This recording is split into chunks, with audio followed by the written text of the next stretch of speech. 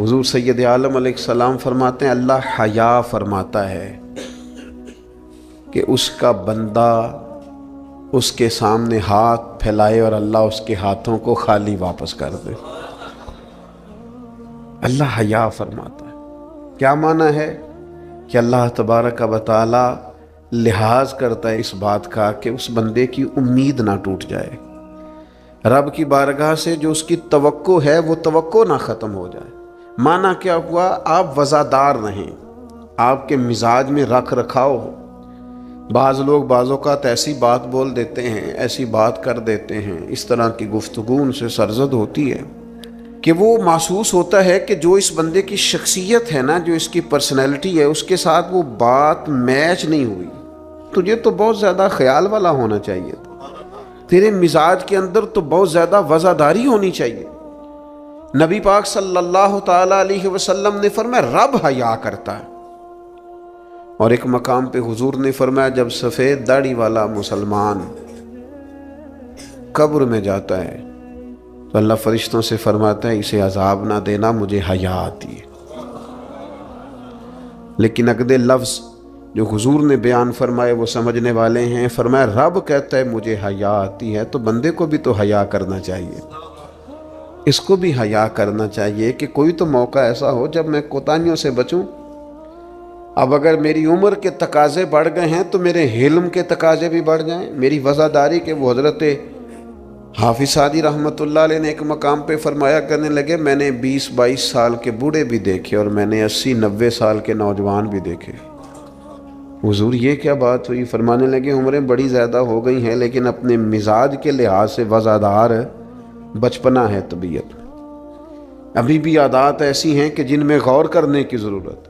اور فرماتے ہیں کچھ لوگ ایسے ہیں کہ عمریں تھوڑی ہیں لیکن انہوں نے اپنے آپ کو سمیٹ لیا ہے، بعض چیزوں پر اپنے اوپر پابندی کر لی ہے، بعض چیزوں کا لحاظ کرتے ہیں، کچھ معاملات سے بڑی ہمت کر کے بچتے ہیں۔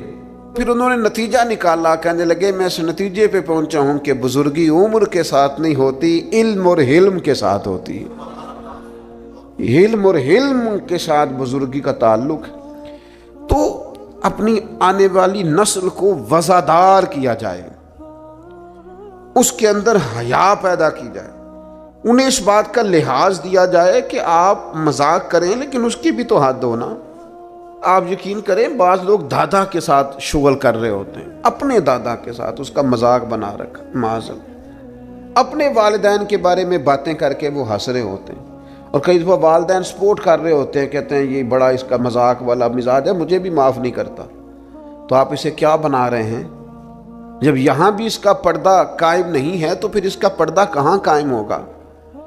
اس کی طبیعت کے اندر ٹھہراؤ ہونا چاہیے۔ وہ لوگ تو وہاں بھی وزادار تھے جہاں بات کرنے کی ضرورت ہے۔ نبی پاک علیہ السلام نے صحابہ سے پوچھا کہ وہ کون سا درخت ہے جس کی مثال مومن کی طرح ہے، تو حضرت عبداللہ ابن عمر فرماتے ہیں مجھے سوال کا جواب آتا تھا کہ وہ کھجور کا درخت ہے، لیکن چونکہ حضرت عمر بیٹھے تھے میرے والد، چونکہ حضرت صدیق اکبر بیٹھے تھے، چونکہ حضرت عثمان غنی بیٹھے تھے، چونکہ علم و حکمت کے تاجور مولا علی بیٹھے تھے، مجھے جواب آتا تھا۔ لیکن حضرت عبداللہ ابن عمر فرماتے ہیں حیا مانے تھی، حیا نے مجھے منع کیا کہ اتنے بزرگ بیٹھے ہوں اور تو جواب دیتا پھرے۔ ہمارے مفسرین کرام نے یہاں لکھا ہے کہ اساتذہ اور مشائخ کی موجودگی میں علم بتانا بھی منع ہے۔ آپ کے بڑے بیٹھے ہوں، آپ تقریر کرنے سے بھی لحاظ کریں، آپ وہاں کوئی مسئلہ نہیں بیان کریں۔ یہاں تو بڑے معاملات اور ہو جاتے ہیں۔ ہمیں اپنے بزرگوں کے سامنے ایک خاص وزاداری وہ بندے کو خوبصورت کرتی ہے۔ حضرت عباس حضور کے چچا ہیں، ان کے بیٹے جناب عبداللہ ابن عباس فرماتے ہیں میرے والد سے کسی نے پوچھا تھا آپ بڑے ہیں کہ نبی پاک؟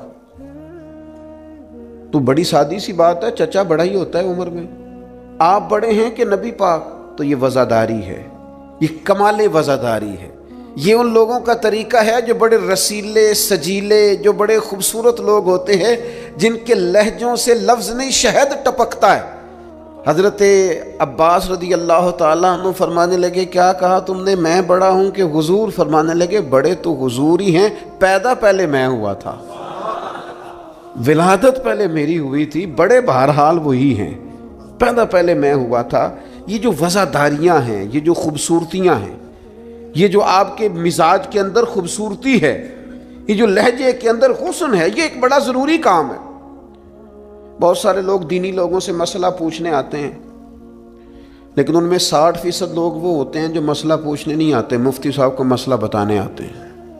میری طرح کا بندہ تو چونکہ ذرا جلدی قائل ہو جاتا ہے، وقت تھوڑا ہوتا ہے، تو بہت سارا ٹائم نہیں دے پاتے، تو میں کہتا ہوں کہ آپ کے خیال میں جو مجھے کہنا چاہیے وہ آپ مجھے بتا دیں، میں آپ کو کہہ دیتا ہوں، کیونکہ آپ جو چاہ رہے ہیں وہ تو ہے آپ کی مرضی کا فتویٰ، تو مجھے آپ بتا دیں بھلا اس سوال کا جواب کیا ہونا چاہیے، میں آپ کو بتا دیتا ہوں۔ لیکن اگر آپ مجھ سے پوچھنے آئے ہیں تو پھر آپ حوصلہ کریں، پھر دین جو بات کہتا ہے وہ مجھے بیان کرنے دیں، پھر مرضی کا فتویٰ حاصل نہ کریں، پھر ذرا رکیں۔ اور یہی حالت بہت سارے اللہ ماشاءاللہ شاگردوں کی ہوتی ہے۔ ان کا خیال ہوتا ہے استاد میری مرضی کے حساب سے تعلیم دے، مریدین کا خیال ہوتا ہے کہ شیخ اس طرح کر کے چلیں۔ تو بھئی تیری شرطوں پہ ہی کرنا ہے اگر تجھ کو قبول، تو یہ سہولت تو مجھے سارا جہاں دیتا ہے۔ اگر تیری شرطوں پہ ہی تو نے آنا ہے کہ میرے پاس یہ ٹائم ہے تو اس ٹائم آؤں گا، تو میں اس وقت پسند کرتا ہوں تو میں اس وقت آؤں گا، تو آپ اگر یہ کہیں گے تو پھر میں یہ تیری شرطوں پہ ہی کرنا ہے اگر تجھ کو قبول، یہ سہولت تو مجھے سارا جہاں دیتا ہے۔ پھر تو ٹھیک ہے، اگر ہم نے کچھ دو کی پالیسی پہ ہی تعلق بنانا ہے تو پھر استادی شاگردی تو نہ ہوئی، پھر تو ٹھیک ہو گیا، پھر یارانے کریں گے، دوستیاں کریں گے، اس طرح کے لوگ تو ڈھیروں مل جاتے ہیں۔ اپنی زندگی کے اندر وزاداری، خوبصورتی، ٹھہراؤ، لہجے کے اندر حسن، مزاج کے اندر ایک کمال۔ حضرت امام مالک رحمۃ اللہ علیہ کو کسی بات پر امام اعظم نے بڑا ڈانٹ دیا، شاگرد تھے، بڑا ڈانٹ دیا، سخت ڈانٹا، اور اس کے بعد بھی وقفے سے کبھی کوئی ایسی بات ہوتی تو امام صاحب کہتے ہیں میری طبیعت سے وہ غصہ نہ جاتا کہ یار اس نے ایسا کیوں کیا۔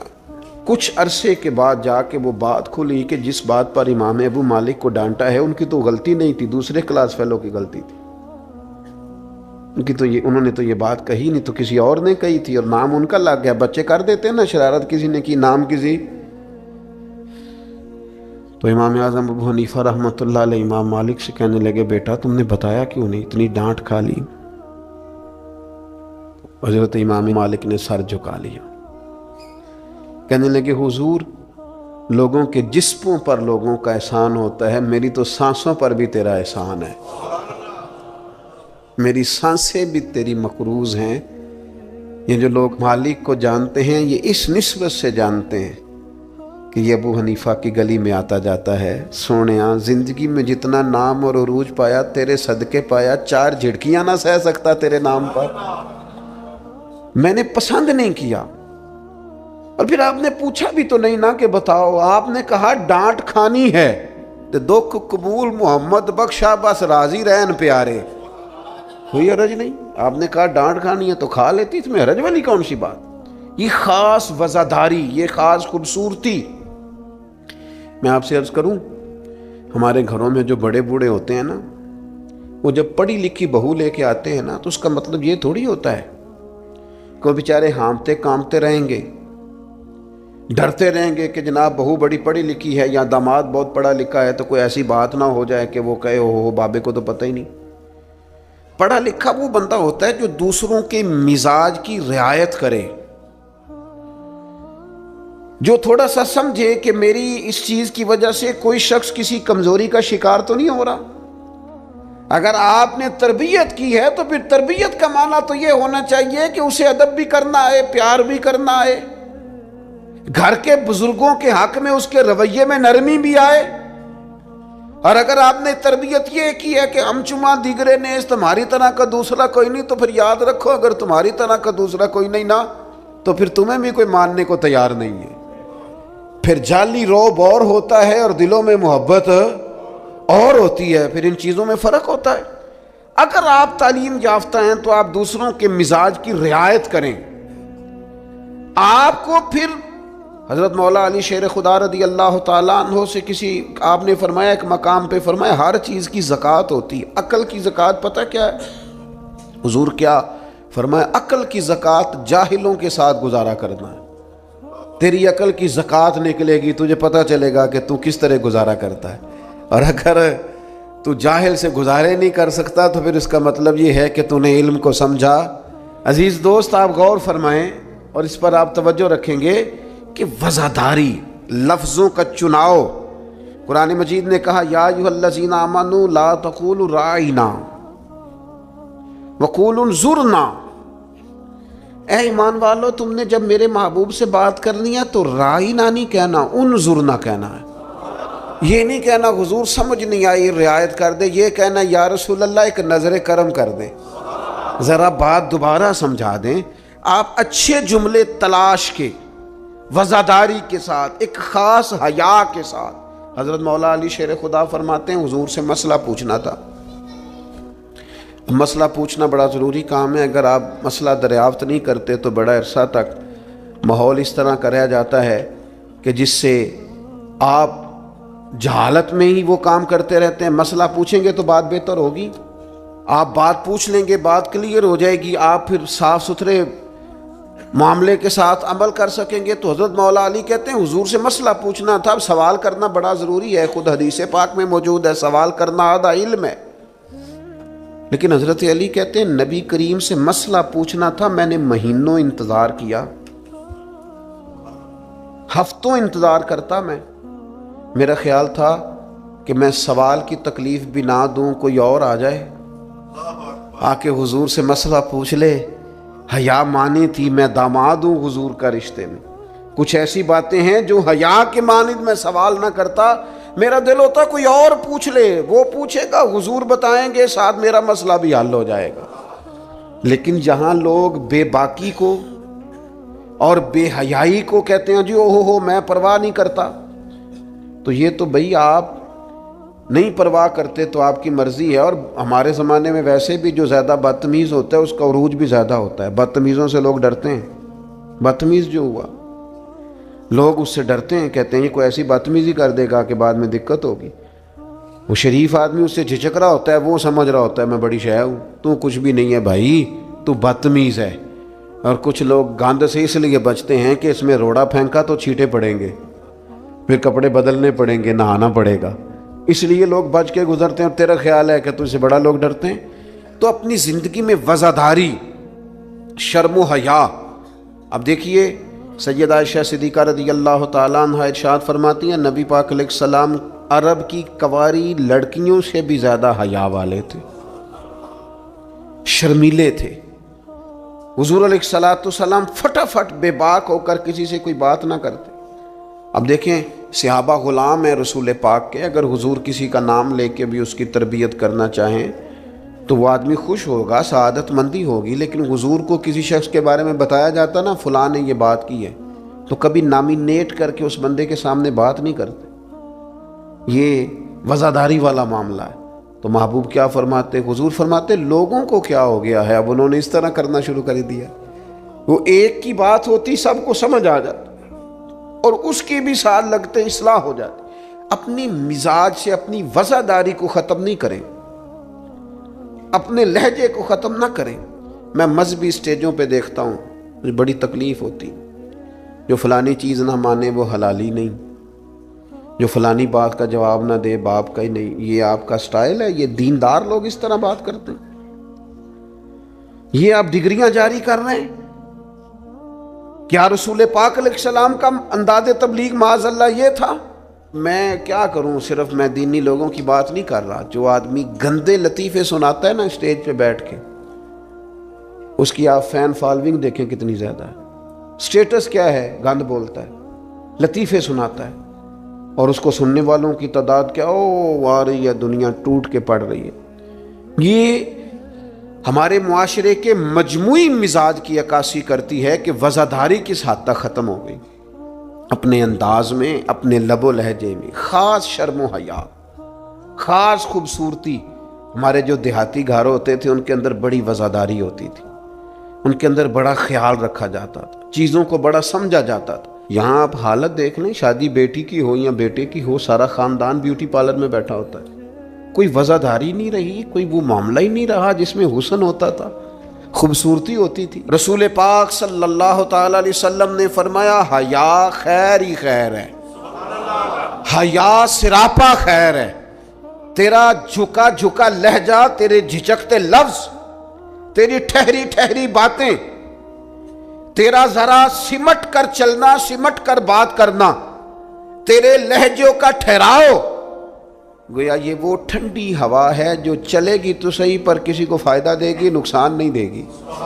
لیکن اگر تیرا خیال طوفان بننے کا ہے، پھر ایسا نہ ہو کہ درخت بھی ٹوٹیں، رستے بھی بند ہوں، عمارتیں بھی گریں۔ حضور نے فرمایا حیا خیر ہی خیر ہے، حیا جہاں آتی ہے خیر لاتی۔ نبی پاک صلی اللہ تعالی علیہ وآلہ وسلم ایک جگہ سے گزرے، یہ بخاری میں موجود ہے، تو ایک شخص اپنے بھائی کو سمجھا رہا تھا، اسے کہہ رہا تھا یار تو بڑا ہی شرمیلا ہے، اس طرح بھی کوئی کام ہوتا ہے؟ تیری شرم و حیا کی وجہ سے بڑے مسائل بنتے۔ بھائی کو ڈانٹ رہا تھا کہ تو اس قدر زیادہ جھجکتا ہے، شرمیلا ہے کہ بڑے ہمارے مسائل خراب ہو گئے تیری جھجک کی وجہ سے۔ تو حضور قریب سے گزرے تو یہ میرے کریم کا انداز دیکھیے، حضور فرمانے لگے اسے کچھ نہ کہہ، اسے چھوڑ دے، اس لیے کہ حیات و ایمان کا حصہ ہے، حیات و ایمان کا حصہ ہے۔ اور ایک حدیث میں حضور نے فرمایا 70 سے زیادہ شاخیں ہیں ایمان کی، اور حیا بھی ایمان کا حصہ ہے۔ آپ وزادار رہیں، آپ میں خوبصورتی رہے گی، آپ تھوڑا سا انتظار میں رہیں، آپ تھوڑا سا رکیں، آپ کوئی اپنے مزاج کے اندر کوئی ایسا چھچورا پن پیدا نہیں کریں جس سے آپ کی طبیعت، آپ کا لہجہ، آپ کا انداز، آپ یقین کریں سنجیدہ لوگ تو حجروں میں چلے گئے۔ ایک بہت بزرگ تھے، عالم بھی تھے، تو کچھ سیاسی سوجھ بوجھ اچھی رکھتے تھے۔ میری ان سے ملاقات ہوئی تو میں نے ان سے کہا کہ صاحب آپ کو تو بڑا اچھا سیاستدان سمجھا جاتا تھا، تو کیا ہوا آپ چھوڑ گئے؟ کہنے لگے موجودہ سیاست سے وزاداری رخصت ہو گئی ہے، لہذا ہم نے بھی ارادہ کیا ہے کہ اب یہ دامن بچانے والا کام ہے، لہذا قبل از وقت بھرا میلہ چھوڑ دینے کا ارادہ کیا ہے، اب یہ ماحول ہمارے والا نہیں رہا، ہم دامن بچانے کا ارادہ کیا ہے کہ اس میں وزاداری نہیں۔ میرے عزیز کبھی بھی اپنے مزاج سے، اپنے مرتبے سے، اپنے وقار سے نیچے اتر کر کبھی کوئی بات نہ کریں، کبھی کوئی کاروبار نہ کریں، کبھی کوئی لین دین نہ کریں۔ آپ اپنی وزاداری، اپنا حسن، اپنے ایمان اور تقوی کے ثمرات کی حفاظت کریں، کسی جگہ کوئی کمزوری نہیں دکھائیں، آپ اس خوبصورتی کا شکار رہیں جو اسلام نے عطا کی، اور اسے اپنے دامن میں بہت بڑی نعمت سمجھ کے سما کے رکھیں، کوئی کمزوری نہ دکھائیں۔ تھوڑی سی مشکل ہوتی ہے جب انسان زمانے کے ساتھ مل کے نہیں چلتا تو مشکلات آتی ہیں تھوڑی بہت، جب دور کے مطابق فیشن نہیں کرتا تو ظاہر ہے اسے لوگ پینڈو بھی کہتے ہیں، اسے جاہل بھی کہتے ہیں، اسے یہ بھی کہتے ہیں کہ اسے شعور کوئی نہیں، یہ تانے تھوڑے بہت سننے پڑتے ہیں۔ لیکن آپ کی وزاداری، آپ کے وقار میں، آپ کے لہجے میں کسی قسم کی کوئی کمزوری نہیں آنی چاہیے۔ آپ ایک نمونہ ہیں، اور یہ مت سمجھیے گا کہ لوگ صرف آپ کی تقریر سے تاثر لیتے ہیں، آپ کا نمونہ عمل آپ کے گھر سے لے کر دوستوں کی محفل تک وہ شمار کیا جاتا ہے۔ آپ بڑی خوبصورتی کے ساتھ حضرت غوث اعظم رضی اللہ تعالیٰ عنہ 2000 دینار کا جوڑا پہن کے جمعے کا خطبہ دیتے تھے، 2000 دینار کا جوڑا۔ تو آپ کی اہلیہ نے ایک دن کہا کہ حضرت کئی دفعہ ایسے ہوتا ہے کہ صبح کا کھانا گھر میں ہوتا ہے اور شام کا نہیں ہوتا، لیکن آپ جب ممبر کی طرف بڑھتے ہیں تو آپ کا لباس اتنا شاہانہ ہوتا ہے کہ لوگ سمجھتے ہیں پتہ نہیں ہم کتنے کو مالدار ہیں۔ تو حضرت فرمانے لگے یہی تو میں چاہتا ہوں، میں نہیں چاہتا کہ میں پھٹے کپڑے پہن کے رکھوں اور لوگ جاتی دفعہ میرے ہاتھوں میں نذرانہ تھما کے جائیں کہ یہ رکھ لیں، لباس لے لیجئے گا۔ فرمایا اس طرح کا لباس پہنیں گے، اس طرح کی وزاداری اختیار کریں گے کہ جدھر جدھر سے گزریں گے لوگ سمجھیں گے کہ اللہ نے دینداروں کو بڑا بے نیاز بنایا ہوا ہے۔ ہم اپنی وزاداری کے اندر کیوں کوئی کمزوری لائیں؟ اپنے مزاج کے اندر آپ یقین کریں حضرت سعدی شیرازی قرضہ پکڑ کے مہمان نوازی کرتے تھے، قرضے پکڑ پکڑ کے لوگوں کو کھانا کھلانا، اس لیے کہ وزاداری قائم رہے، اور کسی جگہ کسی کمزوری کا اظہار نہیں کرنا تاکہ کسی کو پتہ نہ چل جائے، کوئی یہ نہ سمجھے کہ دین کے نام پہ آئے ہیں تو بار بار یہاں سے سوال ہو رہا ہے۔ تو یہ حیا ہے، یہ خوبصورتی ہے، یہ مزاج کا حسن ہے۔ رسول رحمت صلی اللہ تعالی علیہ وآلہ وسلم نے ہمیں ایک اور حیا کرنے کا بھی کہا ہے، اس پر بھی حضور نے ہماری توجہ دلائی۔ وہ حیا کیا ہے؟ وہ ہے اپنے رب سے حیا کرنا، اپنے مالک سے حیا کرنا۔ جب ہم لوگوں کے بیچ ہوتے ہیں تو لوگوں سے حیا کرتے ہیں۔ حضرت عثمان غنی رضی اللہ تعالیٰ عنہ غسل خانے کی 4 دیواری کے اندر بھی غسل کرتے تھے تو تہمت باندھ کے۔ تو گھر والوں نے، یہ کسی نے پوچھا کہ حضور غسل خانہ چاروں جانب سے بند ہے اور اس کے اوپر چھت ہے اور آپ اس میں غسل کر رہے ہیں، تو پھر بھی آپ تہمت کے ساتھ، اور بڑا سمٹ کے اور بڑا کونے میں بیٹھ کے۔ تو آپ فرمانے لگے جب لوگوں کے بیچ ہوتا ہوں تو لوگوں سے حیا کرتا ہوں، جب تنہا ہوتا ہوں تو رب سے حیا کرتا ہوں۔ حضرت امام اعظم ابو حنیفہ گھر کی 4 دیواری میں بھی ننگے سر نہیں بیٹھتے تھے، ٹانگیں پھیلا کے نہیں بیٹھتے تھے۔ فرماتے تھے سوتے وقت یہ کام کروں گا، میں گھر میں بھی وہ لہجہ اختیار نہیں کرنا چاہتا، اس لیے کہ میں اس رب کا ماننے والا ہوں جو حی و قیوم ہے، جو ہر جگہ دیکھتا ہے۔ رب سے بھی حیا۔ اور آپ کو پتہ ہے ہمارے صوفیاء نے فرمایا ہے کہ سب سے زیادہ اللہ سے وہ بندہ حیا کرتا ہے جو اپنے خیالات پر کنٹرول کرتا ہے، اپنے جذبات پر کنٹرول کرتا ہے، جو وسوسوں کو نہیں آنے دیتا، جو اپنی طبیعت میں کوشش کرتا ہے کہ اچھے خیالات ہی رہیں، وسوسے آئیں تو جھٹک دیے جائیں۔ اس لیے کہ وہ نبی پاک علیہ السلام کا جو فرمان موجود ہے نا کہ رب نہ تمہاری جیبیں دیکھتا ہے نہ صورتیں دیکھتا ہے، وہ جب دیکھتا ہے تمہارا دل دیکھتا ہے۔ تو وہ حیا کرتے ہیں کہ دل میں کوئی ایسا خیال آئے جو غلط ہو، برا ہو، گندا ہو، چونکہ مالک نے دیکھنا ہے۔ وہ اس لیے خانہ دل کو صاف رکھتے ہیں۔ لیکن نا کوئی مہمان گھر میں آتا ہے تو لوگ فٹافٹ صفائی نہیں کرتے، چیزیں نہیں اٹھاتے کہ وہ کیا سوچے گا، یہ کتنے میلے کچیلے ہیں، کیونکہ مہمان نے دیکھنا ہے، اور جس دل کو رب رحمان نے دیکھنا ہے اس کی صفائی رکھنا کہ اس میں گندے برے خیالات، ہرس، ہوس، لالچ، حسد، بغض، کینہ، عداوت، بددیانتی، بدگمانی یہ موجود نہ ہو، چونکہ رب نے دیکھنا ہے۔ اللہ کے پیارے رسول صلی اللہ تعالیٰ علیہ وسلم نے فرمایا اللہ تعالیٰ سے حیا کرو جس طرح حیا کرنے کا حق ہے۔ تو صحابہ کہتے ہیں ہم نے عرض کی یا رسول اللہ صلی اللہ تعالیٰ علیہ وسلم الحمدللہ ہم اللہ سے حیا کرتے ہیں۔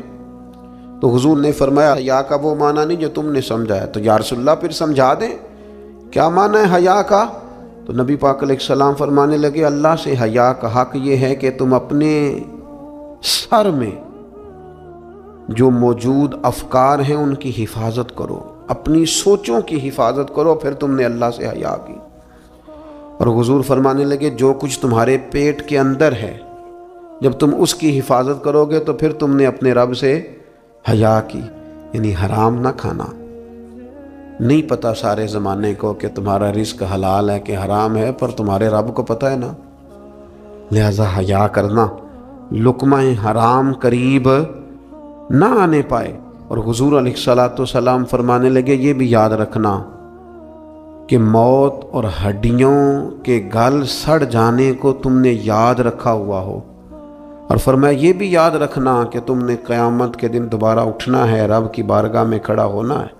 اگر تم نے ان سب چیزوں کو یاد رکھا پھر تم نے صحیح معنوں میں اپنے رب سے حیا کی، اور اگر تم نے یہ بھلا دیا ہے اور بس ٹھیک ہے دوڑ کے آئے، نماز پڑھ لی، اور جناب محفل میلاد میں جانے کا وقت آیا تو کہیں سے ادھار ٹوپی لے کے سر پہ اوڑھ لی اور لباس جو ہے وہ شلوار قمیض والا نکل آیا اور لہجہ بدل گیا، تو پھر کچھ ظاہری طور پر تو چیزیں بہتر کی لیکن حقیقی معنوں میں اپنے رب سے حیا نہیں کی۔ حضور فرماتے ہیں کچھ لوگ تہامہ پہاڑ جتنی نیکیاں لے کے آئیں گے قیامت کے دن، لیکن وہ اللہ ہوا میں اڑا دے گا۔ کیوں؟